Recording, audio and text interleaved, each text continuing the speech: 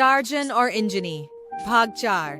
छायाओं के खिलाफ युद्ध। घने छायादार राज्य ग्रास प्रदेश टार्जन, जैनी और उनके अधिभौतिक सहयोगी जो छायाओं की परीक्षा में और गहराई में दबाव देते हैं। वायुमंडल दमनकारी स्थिरता के साथ भारी था और उनके जादुई निशानों की चमक को मुस्काने वाले अंधकार को छेदने की कोशिश कर रही थी। एक मोड़दार भूल भुलैया नेविगेट करते हुए तीनों ने उन भ्रमों का सामना किया जो उनके गहरे डर का प्रकटन करते थे।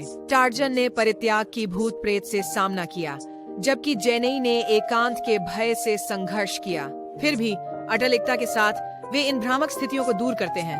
उनके माथे पर जादुई चिन्ह प्रत्येक कदम के साथ और अधिक चमकते हैं। जैसे जैसे भूल भुलैया खुली, इन छाया साध्वियों में एक बड़ी उपस्थिति सामने आई। घूरती हुई छायाओं में ढकी हुई उसने अराजकता में आनंद लिया और जंगल के जादू का पता लगाने की कोशिश की।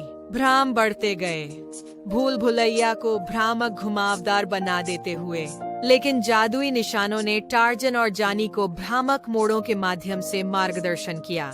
परीक्षा की चरम सीमा तब आई जब यह जादूगरनी ने एक भ्रामक जंगल पेश किया जो अंधकार से ग्रसित था।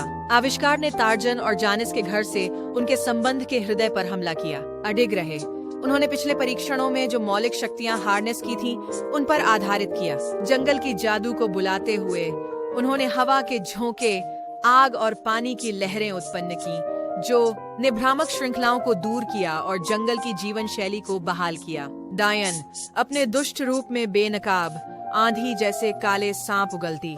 फुर्तीली हरकतों के साथ जनी ने जल की एक सुरक्षा बाधा बनाई, जिसने टार्जन को तेज घूंसे के साथ लताओं को काटने की अनुमति दी। सामना उस ऊंचाई पर पहुंच गया जब टार्जन और जिन जादूगरनी के खिलाफ मौलिक बलों को सक्रिय करते हैं। लपटें उन्हें घेर गईं, तूफान में हवाएं चक्र घुमाई और पानी उफान पर आ गया, एक तत्वीय महासागर बनाता हुआ। भावुक होकर जादूगरनी छायाओं में विलीन हो गई। जैसे जैसे युद्ध की गूंज फीकी होती गई, जंगल की लोरी फिर से शुरू हो गई।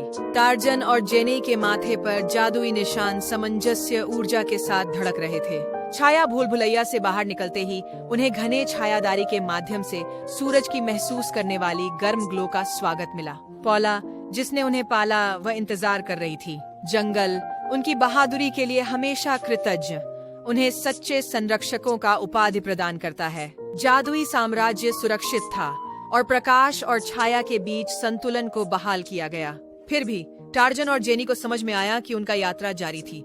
जो परीक्षाएं वे सामना कर रहे थे, वे जंगल की महाकाव्य कहानी के अध्याय थे। जादुई राज्य में बनाया गया बंधन अटूट था और जोड़ी, साथ ही उनके सहयोगी, नए साहसिक यात्राओं के लिए तैयार थी। जंगल की लोरी ने एकता की अदम्य धरोहर के साथ सामंजस्य, जादू और भविष्य का वादा करती रही।